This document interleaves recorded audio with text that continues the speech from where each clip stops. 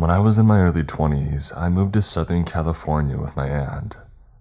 Once I had a job established and steady income, I found an apartment that was super affordable at $350 a month plus utilities. The first red flag because California is not that cheap. The other residents in the apartment was a 45-year-old male named Zach and a 45-year-old female named Tina. They weren't a couple. Tina was a little difficult to deal with, very OCD on a lot of things, and we mostly avoided each other. But this story is about Zach and his friend Mike, also a 45-year-old male. Mike and Zach were childhood friends, and Mike lived in the same apartment complex as us, so he was over a lot. Every time that I would come home from work, they would be polishing off a handle of vodka and then they would go out. I really didn't think much of this other than, dang little lady, you sure can put it away. I wasn't super comfortable in the living situation, but it was cheap. I was in school and I tried to make the best of it. I got along with Zach for the most part if it was just him around, but Mike was just a time bomb. There are just a few instances that just gradually got worse over time. The first incident, Zach invited me out with Mike and another friend of theirs, out to a local bar a couple of miles away. I was comfortable around Zach and I got into the passenger side of his truck. I didn't have any negative interactions with anyone until this point. Mike went ballistic into our complex parking lot about how I was selfish and had no business in the front seat because I wasn't Zach's girlfriend, etc. It was weird because a man the same age as my dad was throwing a tantrum over the passenger seat. So I just got out and I went back to my apartment. My first rent check bounced. I apologized to Zach and discovered that my checks had misprinted the account number. I paid in cash and paid off the bounce check fee and thought that all was okay. Until I got home one evening and Mike was over as normal, but he started interrogating me on why I couldn't pay my rent. I was only 22 at the time and didn't really want issues, so I was just like, hey, I apologized and took care of it, even though Mike didn't live in the apartment. He would not let this go. He would just scream at me saying that I was lazy and that I should be evicted, and on and on. The iPhone 6 came out around this time and Mike had got the phone. He told me that he would let me look at it if I gave him head. It was just uncomfortable and awkward. What do you even say to that when this dude is always trying to scream at you? We weren't good friends and never really had a good interaction together. So I just kinda did finger guns and was like, you got me, and I went into my room. It's also important to note that Mike and Zach both had 2 DUIs. Zach was a school teacher and ended up being let go because of them. However, both men continued to drink excessively all the time. I also had to have a key made for the lock in my bedroom door because it would get violent a lot and that was my safety net. A lot of other instances happened too, but this one takes the cake and is the point to this story. Zach and Mike had gone out and took an Uber to whatever local bar. I had gotten home and went straight to my room as always. I hear the front door swing open and Mike was pissed drunk, screaming his head off about how he had lost his new iPhone. This guy starts beating on my bedroom door, demanding to be let in because he knew that I had his phone. I cracked my door open and he had stepped away from the door with his fist balled up like he was going to hit me. I told him that I didn't have the phone. Mike circles back to the one time, months prior to this point, that my rent check had bounced and obviously I needed the money. He demanded that he come into my room and tear my room apart looking for said phone. I told him absolutely not and I shut and locked the door. Mike started banging on my door and trying to unlock it, threatening my life, saying that he was going to do so many horrible things to me so that I would get what I deserved for being a thief. A lot of gross and scary things. I was told that if I called the police that he would beat me to a bloody pulp. This was really scary because my aunt was my only family nearby and she wasn't really helpful. She just told me to be an adult and to deal with it. Other than that, I didn't really have a support system. I told Zach a couple of days later that I would be moving out immediately and that I would not be paying rent for that month. And then out of Zach's dark bedroom, Mike just pops out with this creepy, sinister smile saying, "Bye," almost taunting. I hurried into my room and I locked the door. I could hear Zach blaming Mike for me moving out, and Mike just continued to call me names and asking how I had the money to move out. The iPhone was found too, for anyone who's curious. It had fallen out of his pocket in the Uber that he was in, but obviously the first step to finding the iPhone was to flip the heck out on me, versus calling the Uber driver. This was almost a decade ago, and I don't know what happened to that pair, but I wish them nothing but the worst.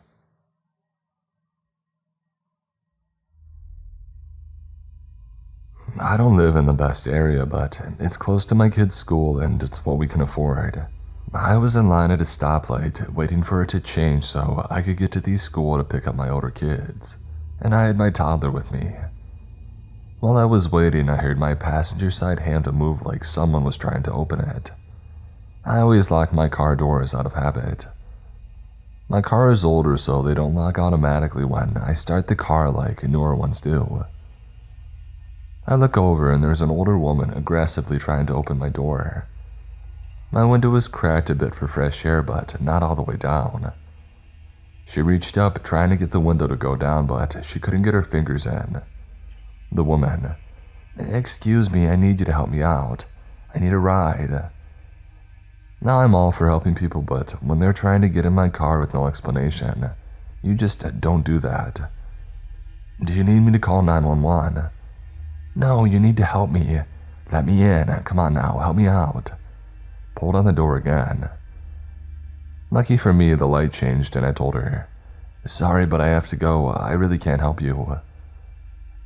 I drove off and I haven't seen her since. It's the only way to get my kids to school, so I have to drive through that way about every day.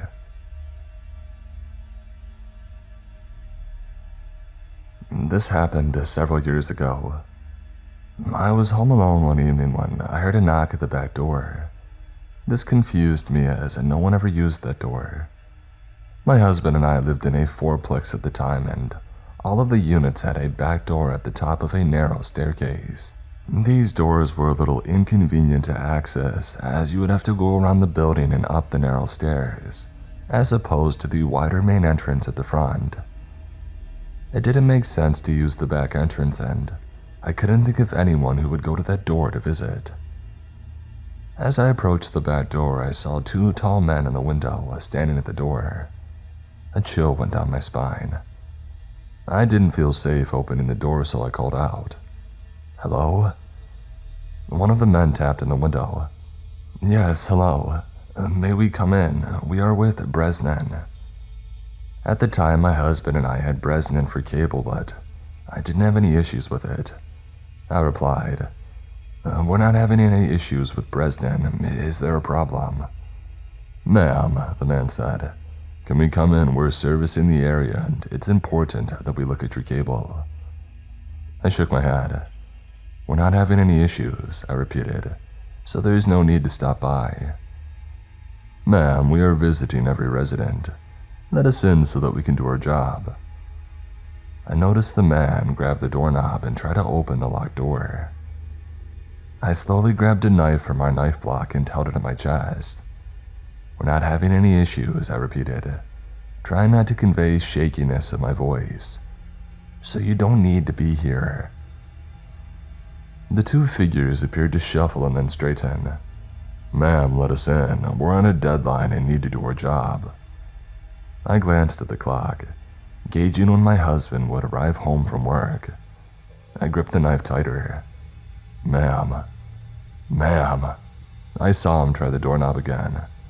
I closed my eyes and felt overwhelming gratitude of always locking my doors. But just then, a thought came to the forefront of my mind. "I'm sorry I can't help you. Could I please get your names and badge numbers? I can give your supervisor a call to let them know that our cable is fine." I heard another shuffle and one of the men replied, "No need to, ma'am. We're sorry that we wasted your time." With that, both of the men exited the staircase and disappeared into the night. Shaken up, I held the knife tight and tried to get my bearings. I remember making a mental note to call the cable company or the police, but my hands were shaking so badly, I couldn't hold my phone. With the knife still grasped to my chest and the phone falling out of my other hand, I sank to the floor and cried. When my husband returned home, I told him what had happened. I was still very shaken up and had started crying again after he came home. He immediately called the Bresnian Cable Company and spoke to a representative, who informed us that no one from their company was out on assignment in our area. The next day, we asked our neighbors if they had a visit from the company. No one had. This happened about 15 years ago. I was 21 and living in my very first apartment. It was a small bachelor apartment in a sketchy area of town. I grew up in a town that was known to be rough and tough. I knew how to handle myself and learned at a young age to keep my head down and to not go looking for trouble. My apartment building was behind a bar. A lot of customers of the bar would stand outside to smoke, and when they stood outside to smoke, they would be looking at my apartment. Most of the people who were out smoking kept to themselves. A few would nod and say hello if I passed by. Never any issues. Until one evening. One evening I came home from work. I passed the bar and saw this extremely tall man outside smoking. As I passed, he stared at me. I gave him a slight nod, but he didn't acknowledge me. He just continued to stare. It made me uncomfortable, but I didn't think much of it. About an hour later, I hear a knock on my door. It was odd because you have to buzz people into our building. The building only had about 8 units and I didn't really know any of the neighbors. I froze because I really didn't want to talk to anyone, but the knocking continued. I finally shouted out, "Who is it?" But there was no response. I shouted again, "Who's there?" And the voice said, "It's Tom." I didn't know anyone named Tom, so I shouted back, "I don't know anyone named Tom, so you must have the wrong apartment," the voice said. "You may not know me, but I know you. Open up so we can talk." I went over to the peephole and it was the tall dude from the bar. I loudly said, "Get lost or I'm calling the cops." I heard his footsteps walk away and I heard the building door open and then close. He was gone, or so I thought. A few minutes later, I peeked out the window and he was standing in the parking lot. He seemed to be talking to himself. At this point, I'm freaking out. I called my landlord who lived in the building next to me. He told me to call the police and that in the meantime, him and his brother would come out to check things out. I called the police and then tell them what's going on, and they said a car is on the way. Meanwhile, my landlord and his brother make their way to the parking lot. I watch out my window and I see them approach the tall dude. The tall dude takes one look at them and then he bolts. My landlord and his brother try to chase him down, but the tall dude got away. About 5 minutes later, the police arrive and I give them my version of events and also a description of the man. The officer stares at me and says, "We've had reports of a man matching that description who had been sexually attacking women. Thank God you didn't open the door." A few days later, I get a call from the officer. He told me part of their investigation was talking to the owner of the bar. The owner had called the police when the tall dude had reappeared after a few days and the police responded and arrested him. This happened 7 years ago, but I still remember the fear that I felt like it was yesterday. When I was in my early 20s, I worked the night shift at a bakery making donuts. I loved that job. 3 nights of the week, I would be with my coworker and 2 nights I would be working alone. It was summertime and we were having some problems with the AC, so the maintenance guy, Andy, came at night when I was on the clock to work on it. The bakery was pretty small and crowded during the day, so it was best for him to come when it was empty. Management always let me know when Andy would be there, so it was never a surprise. At first, he was very pleasant, and I had no issues sharing space with him as we worked. One evening this changed though. My one coworker was a little late. She said that she had lost track of time in the shower, so Andy piped up and saying, "We should all shower together to save time," and he started laughing. It was really creepy. I also had stated that I lived alone, with his response being, "Good. I have you to myself then." After this night, I realized that Andy wasn't the kind of guy that I thought he was, and I stopped speaking to him unless I had to. And before long, the AC was repaired, and I thought that I was free of him. Fast forward to a night and a few weeks later, and I'm working alone, and it's 2 in the morning. I'm trying donuts when I hear all of a sudden a loud banging on the front window. Startled, I look up, and I see who else but Andy. He's calling my name and he's asking to be let in. No one had said anything to me about him coming that night. Andy then starts pulling on the front door handles, and luckily it's locked. I run into the corner of the bakery where he can't see me, and I try calling my manager but with no response. The phone starts ringing and I can see the caller ID from where I'm sitting. It's Andy. He's been relentless and won't stop banging on the window and trying to pry the door open. My fear rising, I dial 911. The cops arrive within 10 minutes and they search Andy's vehicle. In the back seat, they find duct tape, a knife, and rope. They can't do anything though because he hasn't harmed me. Andy told the police that he was there to fix the AC. My manager calls me back in the morning and tells me that the AC is working fine and they never asked Andy to come in the first place. This happened back when I was 12 or 13. Back then in the late 80s, there was a curfew for anyone underage. I don't even know if that's still a thing, but it matters for the story. Me being a female and my best friend, another female, would walk the neighborhood at night. She would spend the night a lot at my house and me at hers, and vice versa, mostly on the weekends though. We would crawl through my bedroom window and walk around and visit our middle school friends, or just go to the park to hang out and whatever. We were well aware of the curfew and we would run and hide from headlights, as we didn't want to get caught and get in trouble. So one night, we're doing our thing, and we see some headlights and we run under a carport. The car pulls into the driveway that we're hiding in. The guy gets out and he starts yelling, "Are you trying to rob me?" So we take off and run. My friend runs one way, I run the other way. I hear her scream. I look back and see that she's gotten caught and she has her hands up. I realize that I can't leave her there by herself, so I walk over with my hands up, saying that it's okay and we're only just kids.